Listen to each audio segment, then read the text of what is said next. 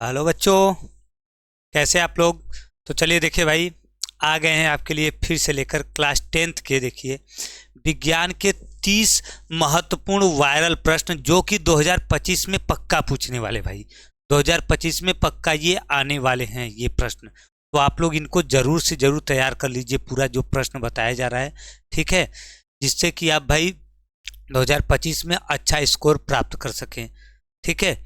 और आपको बता दें कि देखिए कल से नेक्स्ट डे से हमारा जो चलने वाला है भाई, देखिए कक्षा 10 के लिए एक प्रयास बैच हम लोग चला रहे हैं बिल्कुल फ्री में इसी यूट्यूब चैनल पर, जिसमें ये जो आपके 30 दिन बचे हैं, जो भी एक महीने बचे हैं आपके, ठीक है, परीक्षा के लिए, इसमें देखिए आप लोगों को पूरा पर डे हर सब्जेक्ट का एक एक क्लास महत्वपूर्ण क्वेश्चन के साथ केवल आपको तैयार करवाया जाएगा, ठीक है। तो आप लोग भाई यदि 2025 के बोर्ड एग्जाम में आप लोग बैठने वाले हैं, परीक्षा देने वाले हैं, तो आप लोग इसमें ज़रूर जुड़िए, ठीक है। और पर डे इस क्लास में जुड़ करके तैयारी अच्छा करके अच्छा नंबर लेकर आइए। कुछ फीस नहीं भाई, चार्ज एकदम नहीं है, बिल्कुल फ्री है, एकदम फ्री में पूरा यूट्यूब पर एक महीने रेगुलर आपका केवल इम्पोर्टेंट टॉपिक और क्वेश्चन का ही तैयारी करवाया जाएगा, ठीक है। तो जो भी चैनल पे नए हैं भाई वो ज़रूर सब्सक्राइब कर लें, ठीक है, और वीडियो को लाइक करें और शेयर करें अपने फ्रेंड के पास, जो भी 10 में पढ़ने वाले हैं उनको शेयर करें ताकि वो भी पढ़ें और अच्छा नंबर लेकर आ सकें। हाँ, नहीं तो भाई क्या होगा, फिर वो बाद में कहेगा कि अकेले अकेले खाली रजाई में बैठ के पढ़ लिए और हमको नहीं बताया, नहीं पढ़ने दिए। पढ़ाई देखो भाई क्या होनी चाहिए, साथ में होनी चाहिए, मैं बार बार कहता हूँ, तब मज़ा देता है। और साथ में पढ़ाई करके रिजल्ट अकेले लेकर आओ, रिजल्ट अकेले लेकर आओ, लेकिन पढ़ाई सबके साथ करो तभी मज़ा देता है। चलिए हम लोग चलते हैं देखिए इस 30 वायरल प्रश्न की ओर। जो भी हमारे 30 प्रश्न है, देखिए कौन कौन से हम देखेंगे भाई प्रश्न। देखिए जैसे केमिस्ट्री में देखिए रासायनिक अभिक्रिया किसे कहते हैं, उदाहरण सहित बताइए, स्पष्ट कीजिए। रासायनिक अभिक्रिया को उदाहरण सहित समझाना है। जब किसी अम्ल के सक्रिय धातु से क्रिया होती है तो कौन सी गैस मुक्त होती है। अम्ल की क्रिया सक्रिय धातु से कराते हैं तो कौन सी गैस होती है, हाइड्रोजन गैस मुक्त होती है। फिर इसका रिएक्शन भी लिख देंगे।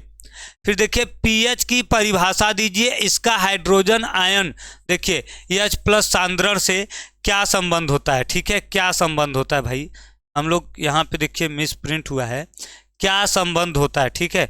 हाइड्रोजन आयन की सांद्रता से देखिए इसका क्या होता है भाई, क्या संबंध होता है, ठीक है, क्या संबंध होता है, ये आ जाएगा। फिर देखिए इसके बाद है अम्लों तथा क्षारकों में अंतर दर्शाइए। अम्ल और क्षारक में अंतर को बताना है भाई। जिंक धातु के कार्बोनेट अयस्क से धातु निष्कर्षण का रासायनिक समीकरण देते हुए वर्णन कीजिए। देखिए कह रहा है जिंक धातु के कार्बोनेट से अयस्क धातु का निष्कर्षण कैसे करेंगे, लिख करके रासायनिक समीकरण भी बताना है। एल्डिहाइड कीटोन तथा कार्बोक्जिलिक अम्ल का आईयूपीएसी नाम पद्धति में नाम लिखिए भाई, आईयूपीएसी नाम लिखना है इसका। फिर देखिए क्या है, साबुन क्या है, इसको बनाने की रासायनिक अभिक्रिया लिखिए। साबुन क्या है, साबुन के बनाने की रासायनिक अभिक्रिया लिखना है, ठीक है। मेंडलीव का मूल आवर्त नियम क्या है, स्पष्ट कीजिए। मेंडलीव का मूल आवर्त नियम क्या है भाई, इसको स्पष्ट करना है, बताना है। फिर मेंडलीव के मूल आवर्त, ठीक है, नियम तथा आधुनिक आवर्त नियम में मूल अंतर भी बताना है। मूल आवर्त नियम जो है और आधुनिक आवर्त नियम है, दोनों में क्या अंतर, स्पष्ट क्या अंतर है ये बताना है। आवर्त सारणी के एक आवर्त एवं एक वर्ग में तत्वों के धात्विक लक्षण के परिवर्तन का कारण सहित व्याख्या कीजिए। जैसे एक आवर्त और एक वर्ग में तत्व के धात्विक लक्षण कैसे बढ़ते हैं कैसे घटते हैं ये बताना है, ठीक है। इसके बाद देखिए आ जाता है भाई बायोलॉजी। बायोलॉजी में देखिए क्या है, पित्त रस क्या है, यह रस कहाँ स्रावित तथा एकत्र होता है। पित्त रस क्या होता है, यह रस कहाँ पे बनता है, कहाँ से मतलब निकलता है, स्रावित होता है, और कहाँ पर जाके इकट्ठा होता है, एकत्र होता है, ये बताना है। मनुष्य के पाचन तंत्र का नामांकित चित्र बना के समझाना है भाई। मनुष्य का पाचन तंत्र कैसे होता है उसका पूरा चित्र बना के नाम लिख देना, मुख्य मुख्य कौन इसमें क्या पार्ट है।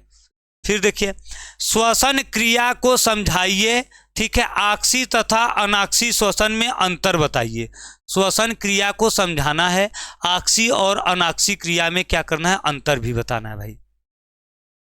इसके साथ साथ देखिए क्या है, मनुष्य में ऑक्सीजन एवं कार्बन डाइऑक्साइड का विनिमय किस अंग में होता है, उसके कार्य को चित्र के माध्यम से स्पष्ट कीजिए।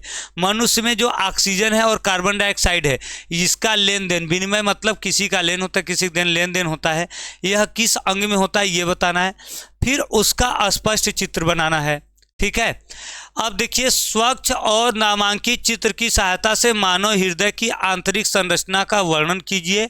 धमनी और शिरा में अंतर बताइए। मतलब मानव हृदय के आंतरिक संरचना का वर्णन करना है बनाकर चित्र, फिर धमनी और शिरा में अंतर बताना है। वाष्पोत्सर्जन क्या है, पूर्ण रंध्र की संरचना का चित्र बनाइए तथा इसके कार्यों का वर्णन कीजिए। भाई इसके कार्य का क्या करना है, वर्णन करना है। आगे देखिए, उत्सर्जन किसे कहते हैं, मनुष्य के शरीर में कौन कौन से उत्सर्जी अंग हैं पाए जाते हैं। फिर वृक्क के मुख्य कार्य कौन कौन से हैं लिखिए। वृक्क के मुख्य कार्य कौन कौन से हैं ये लिखना है। ऐच्छिक एवं अनैच्छिक प्रतिक्रियाएं क्या है, प्रत्येक को उदाहरण द्वारा स्पष्ट कीजिए। ऐच्छिक और अनैच्छिक क्रियाएं क्या है, प्रत्येक का उदाहरण द्वारा दोनों को स्पष्ट करना है। परागकण किसे कहते हैं, यह कितने प्रकार का होता है तथा पर परागण से लाभ बताइए। परागकण क्या होता है और यह कितने प्रकार का होता है, फिर पर परागण से क्या करना है, हमको लाभ, क्या लाभ होता है ये बताना है भाई। नेक्स्ट देखिए, फिजिक्स में क्या क्या है। देखिए भाई, प्रकाश के गुणों को लिखना है, प्रकाश की विशेषता लिखना है। किसी गोली दर्पण के लिए सूत्र 1/f बराबर 1/u v प्लस 1/u का निगमन करना है, जहां संकेतों के सामान्य अर्थ है। मतलब यह फोकस दूरी है, v क्या है प्रतिबिंब की दूरी है, u क्या है वस्तु की दूरी है। फिर देखिए इसी प्रकार है, रेखीय आवर्धन किसे कहते हैं, गोली दर्पण में बने प्रतिबिंब के रेखीय आवर्धन m बराबर v/u को स्थापित करना है। ठीक है, फिर देखिए, लेंस के प्रथम फोकस एवं द्वितीय फोकस का परिभाषा दीजिए। एक उत्तल लेंस द्वारा किसी वस्तु के प्रतिबिंब बनने का किरण आरेख दीजिए जब वस्तु 2f पर हो, फोकस एवं प्रकाशिक केंद्र के बीच में रखी हो। मतलब फोकस और प्रकाशिक केंद्र के बीच हो तब कैसा प्रतिबिंब बनेगा उसका चित्र बनाना है। 2f पर वस्तु रखी हो तब क्या, कहाँ पर प्रतिबिंब बनेगा चित्र बनाना है। और इसके साथ साथ इसके प्रथम और द्वितीय फोकस का परिभाषा भी देना है। इसके बाद देखिए, वर्ण विक्षेपण को परिभाषित कीजिए। वर्ण विक्षेपण की क्रिया को परिभाषित करना है। वर्ण विक्षेपण क्या होता है, सूर्योदय व सूर्यास्त के समय, ठीक है सूर्यास्त रहेगा भाई, सूर्यास्त के समय सूर्य लाल क्यों दिखाई देता है, किस कारण से ये बताना है।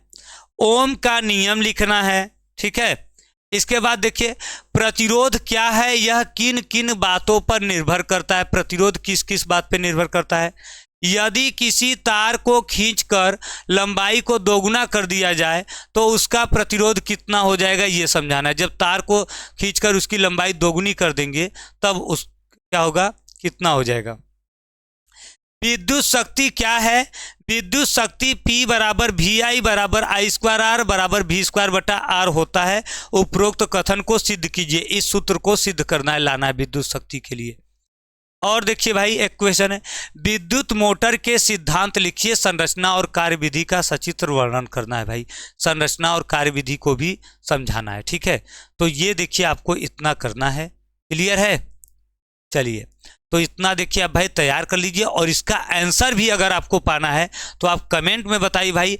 आंसर भी हम रेगुलर जो प्रयास बैच ला रहे हैं ये सब क्वेश्चन उसमें हम सॉल्व भी करवा देंगे। और बाकी सब्जेक्ट जो है मैथ है उसका भी होगा, सभी सब्जेक्ट का।